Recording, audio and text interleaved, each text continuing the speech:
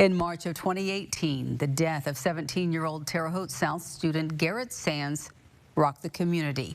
Garrett's mother, Jana Sullivan, made the choice to turn her much-loved son's death into a chance to spread kindness. But she's also actively seeking a chance to change something at the state level. Nicole Christine sat down with Jana recently and joins us to explain what change she wants. Nicole.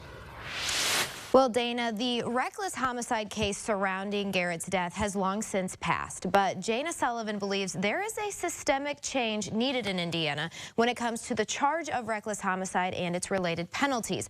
Her frustration stems from her own experience, but it also speaks to a bigger call to action to help other families. Missing my son is an active part of every day of my life. Nearly 6 years ago, Jana Sullivan lost her son, Garrett Sands, in a shooting incident at a home in Terre Haute. Garrett's death became the center of a reckless homicide case in Vigo County. I didn't know what reckless homicide was exactly, but I learned quickly what it was and what it wasn't. Reckless homicide, at the time of Garrett's death in 2018, and still today, is a level 5 felony in Indiana. So that means that the penalty range is 1 year to 6 years. And really the 6 years is not the advisory. So what that means is the person that committed the crime has to have a previous criminal record and other factors have to exist, or they'll never even get the 6 years. Other crimes that fall under a level 5 felony charge include robbery, burglary, dealing in cocaine, and dealing in methamphetamine. How can one's life be the equivalent of selling meth? Somehow, reckless homicide has fallen through the cracks of level 1, 2, 3, 4, 5. You can only go down to 6, and it hovers right there above 6 at almost nothing. In 2019, Jana and Vigo County prosecutor Terry Modisett both testified at the Indiana State House in an attempt to get reckless homicide moved to a higher felony level. I had testified in front of the legislative committee previously and argued that it should be raised to a level 4. And a level 4, the penalties are 2 years from 12 years. I mean, my personal feelings are it should even be raised to a higher level, but at least that's a good step to move it up one right now. Modisett said some public defenders and others who want the felony charge to stay as is argue deaths falling under the reckless homicide category lack intention. My argument was that anytime a life is taken as a result of you committing a crime, then it's ridiculous that the most you could get would be 6 years.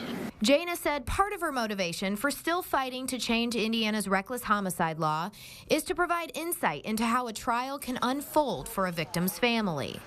Court is a long road, and the days that I would go in there and I would have to have my strength about me to just go and sit in the courtroom, it was extremely draining. People think, maybe from watching TV, how the law is done, and what we learned is it's not at all what we thought it was going to be. It's not at all done like we thought it was going to be done. And from messages that I received on Facebook, people saying things to me like, well, get a change of venue, and you can't just do that. It's not like that. And what you get is what you get, and all you can do is fight for more. And Jana has fought, both to keep Garrett's memory alive and to bring justice to other families who lose loved ones. As a mother of a victim of reckless homicide, I should never, ever have had to fight so hard for something to be done for my son's death and for what it left us with. You shouldn't have to campaign for justice, shouldn't have to rent billboards, shouldn't have to do protests. My son's life mattered. My son worked very hard to be the young man that he was, and he was almost 18. He worked very hard, and that was taken away from him, just so senselessly taken away from him. That should matter. And while there are not currently any bills being proposed at the Indiana State House regarding changes to the reckless homicide categorization, Modisett does encourage community members, if they feel so moved, to reach out to their local legislators about any desired changes to Indiana law. Dana. All right.